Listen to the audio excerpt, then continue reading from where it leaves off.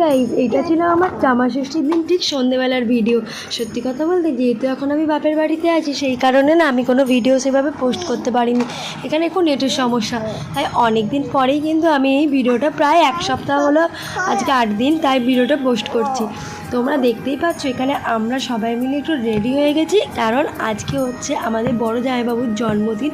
আর সে আজকে আমাদেরকে কিন্তু ঘাটাল স্পাইসি কিচেনে খাওয়াতে নিয়ে যাবে। তো যেমন কথা তেমন কাজ, সবাই মিলে রেডি হয়ে গেছি, সব বোনেরা মিলে এবং তাদের বাচ্চা কাচ্চা নিয়ে। তো এখানে চলো, এখানে এটা ছিল ঘাটাল CBCS মলের ওপরে দোতলায়। এর আগে আমার ব্লগে তোমরা হয়তো দেখেছো স্পাইসি কিচেনের ভিডিও। তো আমরা দুটো টেবিল পাশাপাশি পাচ্ছিলাম না, তাই এদিক ওদিক করে একটু বসলাম। এই তো এখানে আছে বাবি, মিতিল, আমি, তুতুন, শুভেন্দু, সুদীপ দা, দিদি। জামাইবাবু কিন্তু এখনও আসেনি, সে একটু কাজে ব্যস্ত, বাট চলে আসবে, ফোন করা হয়েছিল। তো আমরা কিন্তু এখানে বসে বসে অনেকগুলো ছবি টবি তুলে নিচ্ছিলাম। আর এই যে আমার ক্যামেরাম্যান গুলু, ও কিন্তু আমাদের ভিডিও টিডিও করে দিচ্ছিল, ছবি তুলছিল, সবাই মিলে বেশ এনজয় করছিলাম। তারপরে কিন্তু আমরা অনেক কিছু অর্ডার করেছিলাম, যেহেতু বাচ্চা কাচ্চা আছে ওরা যেহেতু একটু খেতে শিখে গেছে, বিশেষ করে আমি তুতুনের কথা বলছি, ওকেও একটু দিতে হবে। তো প্রথমেই চলে এসেছিলো চিকেন ড্রামস্টিক অফ হেভেন। এটা খেতে একটু ঝাল, এটা বাচ্চাদের জন্য একটু ঝাল হয়ে গেছে, বাট আমার কিন্তু স্পেশালি ভীষণ ভালো লেগেছে। তারপরে চলে এসেছিলো মাশরুম পকোড়া, আর তারপরে ছিল যে চিকেন চাউমিন, আর মোমো ছিল।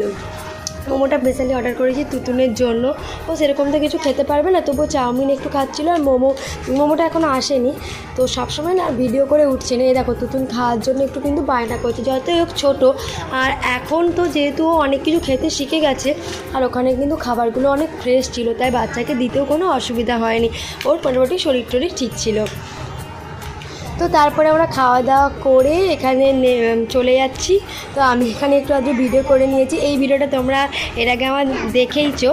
তো তারপরে আমরা চলে গিয়ে ঘাটাল পুষ্পাতামপুরের ওখানে চকোনাটস, নতুন বলবো না, প্রায় 2-3 মাস হলো ওপেন হয়েছে, যেহেতু আমি বাড়ি আসিনি তাই আসা হয়নি।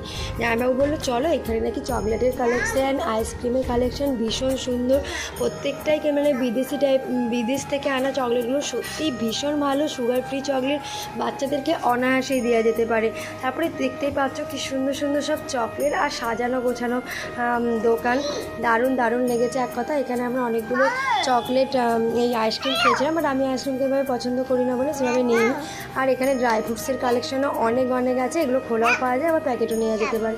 চলো, আজকের ব্লগটা আমি এখানে শেষ করছি। ভিডিওটা যদি তোমাদের ভালো লেগে থাকে অবশ্যই লাইক, শেয়ার, কমেন্ট করতে একদম ভুলো না, এবং চ্যানেলটিকে সাবস্ক্রাইব করে পাশে থেকে এবং ছোটো ছোটো মিনি ব্লগ দেখতে তোমাদের কেমন লাগে জানিও।